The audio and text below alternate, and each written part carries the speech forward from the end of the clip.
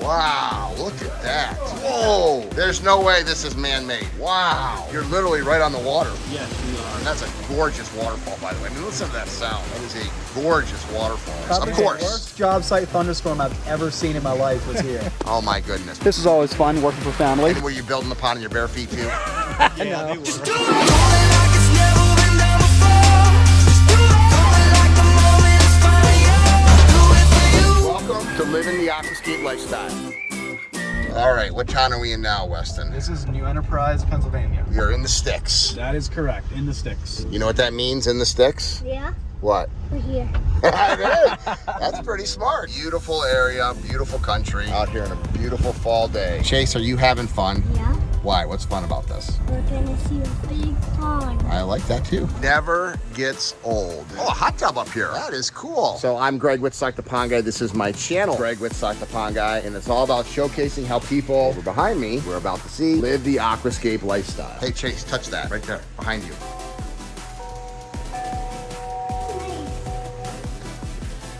Wow, look at that. Whoa, there's no way this is man-made. Wow. This is man-made? Yeah, that's here. How you doing? I'm doing well. You, Greg? I'm the Pond Guy, Greg Wittstock. And you are? I'm Cliff. Hey, Cliff. Good to meet you. Nice to meet you too. This is really cool. So this young man built this for you, huh? You did. You know, I'm glad to see you in good company today. I like this guy. I literally thought it was a natural creek that ran through the back. What was here before? How did this whole thing come about? This was a creek. Okay. And it is a natural stream.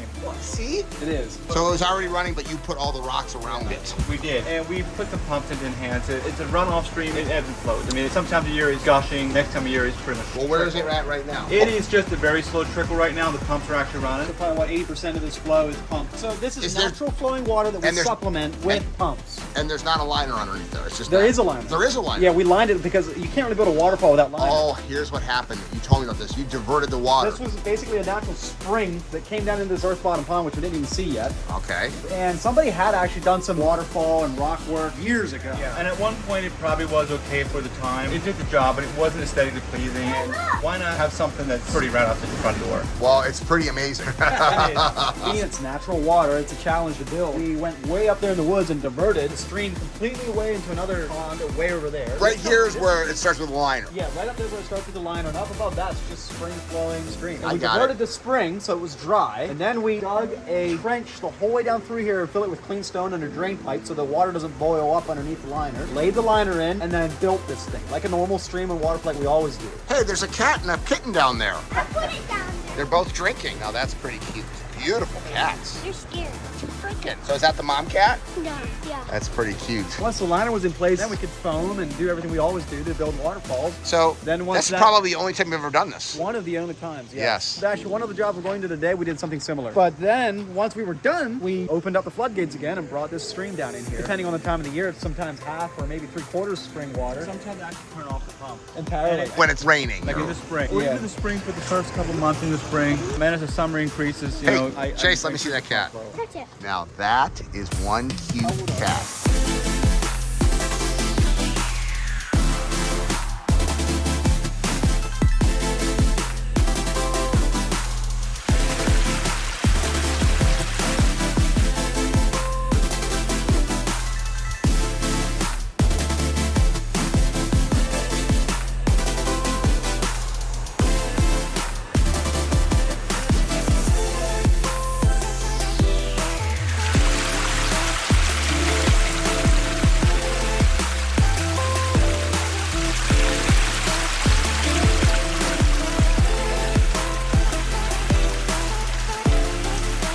Where should we start? What makes this project sound pretty simple. I hope you see the video when they were putting it in. Pretty good challenges. Yeah, from your observation. Well, we had a lot of fun doing this. I'm surprised it didn't pull up rooting just lately.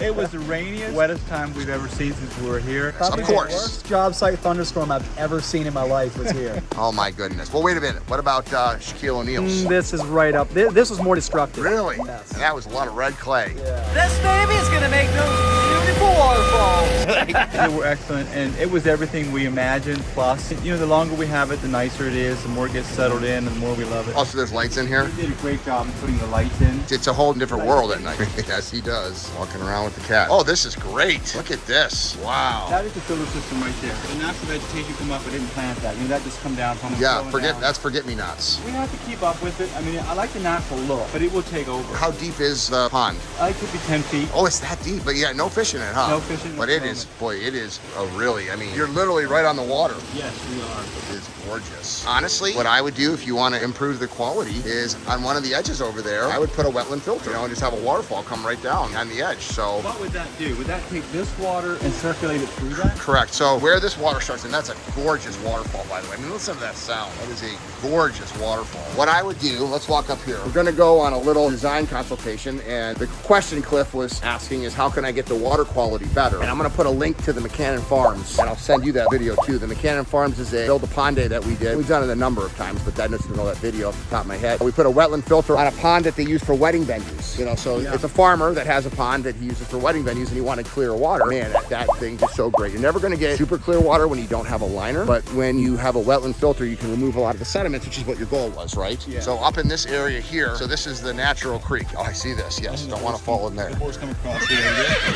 Okay, so this is that natural creek that flows in the spring or This something. is very slow. This is about as slow as it's going to run. Yeah, because it's the fall. So those are the beautiful forget-me-nots that actually will be part of a filter, but you could actually build inside this, you know, maybe right in here, a wetland filter where the water would flow through it, but you would start the pumps, you would just extend them, the pipes, and then it would just flow, and then the water would flow through that sediment settler chamber with the snorkel, the centipede, and then it would get rid of a lot of the sediment that you're wanting to get rid of from the natural pond. I'm thinking most of my sediment comes out of the woods when it rains. You know, it comes down through. I mean, the So filter that you're talking about would get rid of what's circulating. Both. It would get both because this would flow into it and that would flow up from it. How much water would that be able to handle? It would be able to handle as much as came through it because it would just flow through the top, which would be filled with gravel and aquatic plants, vegetation. And how big would that wetland supposedly need to be? 20 by 25. And how deep? 3 feet deep. So you'd have to dig it out. And how would you clean it? There's a snorkel and a centipede. So the snorkel goes up, and that once a year you drop in a pump, and then you back flush it from the top down. You don't ever take the gravel out. But that would definitely improve the sediment you're concerned about because you want it to be clear, but you don't have a liner pond, and you have a natural spring flowing into it. I'd be very interested in getting more information about that.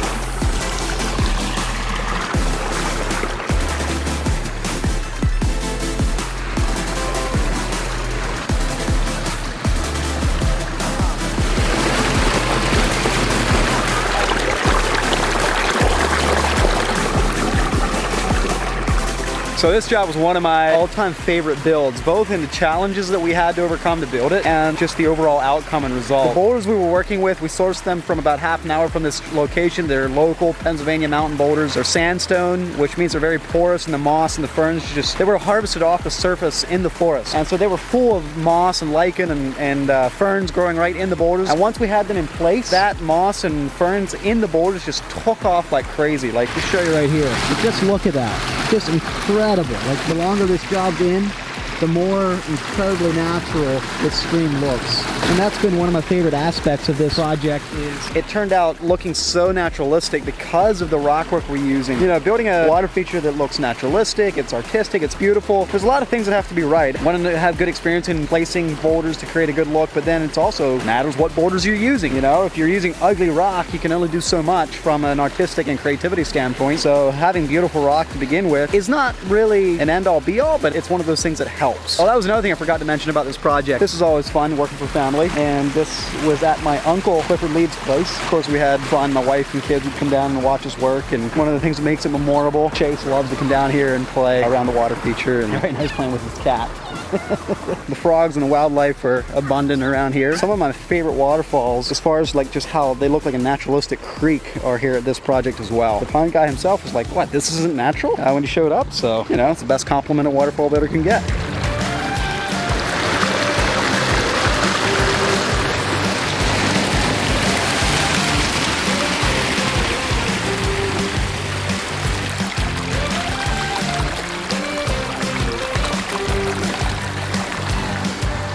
When you moved in. What was this like? There was just like brick rock. White rock. Yeah, in cages, just kind of set up there, and the water's running beside it. Very utilitarian. Yeah, and this was just a muck hole. It was full of mud. The water might have been a foot deep. We made this a little bit bigger, shaped it a little bit better. Put the patio in. Just made it. Now it's the nicest part of the property. Nice. You went from the worst to the nicest. Very unique job, Weston. Thanks. All right, Enjoy it. we're gonna design out a wetland filter for him up top. Okay. A sediment trap for the water coming in, and a filter for the water that's already in, with a snorkel, centipede, and a cleanout pump. You know? Yeah, I'd be very interested in getting more information on that. Like second or third day in when we were building this project, we got like, I don't remember, like an inch or two in like 20 minutes or an hour or whatever of rain. And literally there was streams of water coming down off this pasture. And we had the stream diverted, but this stream body just filled up with water. And it was flowing in there probably 5 times the amount that you see there. Right. It's absolutely nuts. And it was so much water that I was wondering like, man, it's gonna like start pushing these boulders around. And were you building the pond in your bare feet too? I know. Wet feet, I can tell you that. Muskrats, I can tell you. Yeah. The last stop of the house is? We're gonna go for the pumpkin bread.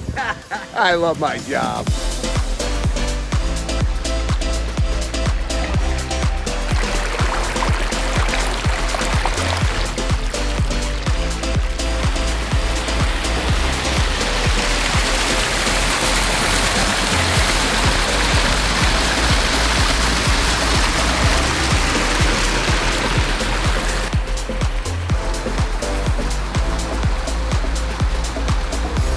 Boy, look at that. He just goes right for the smell. Oh yeah, he knows. Hello, Bernie. Oh, look at that. All lined up. Oh my goodness. I think I'm gonna gain 20 pounds on this trip. Just looking at it. Oh my I'd be goodness. happy to give you one. So this is your business, huh? Yes, it is. What's it called? It's called Bernice's Arrows and Bakery. I like it already. How do you stay so skinny, Cliff? She keeps me working in the yard. So this is pumpkin bread? Yes, it is. Okay, that might be the most beautiful thing I've ever seen. Are you making an order for? No, it's not on order. I just put it over on consignment. Okay. So that you're making this for your consignment? Yes. Yeah. I wish my vlog camera could capture smells. So this is why on my vlog trips I don't lose weight. Homemade pumpkin bread, right? So, yeah. So where you I don't know about Chicago. And we don't have pumpkin bread this good anywhere in Chicago. Oh my goodness. I just scare him away. So the horse is not supposed to be in the bar. That's interesting. Well, he was supposed to be in the past, and he's not supposed to be in here. How many horses do you have? We have 4. Very beautiful. Wow. Hey, buddy. So he was just visiting his friends, huh? Yeah. Aw, nice barn, too. Beautiful. Oh, there he is. He's like, leave so I can come visit my friend. Is this the one that put the hole in the bridge? No, it was. This big guy, huh? It was the big guy. Yeah, he broke down.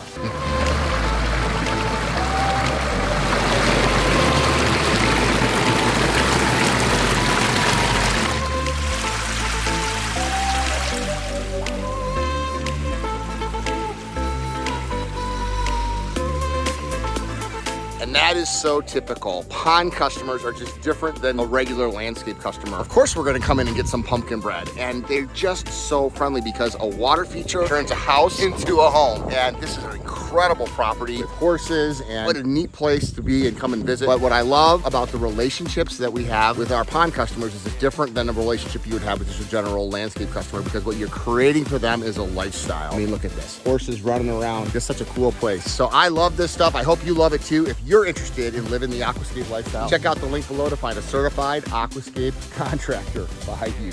I love my job.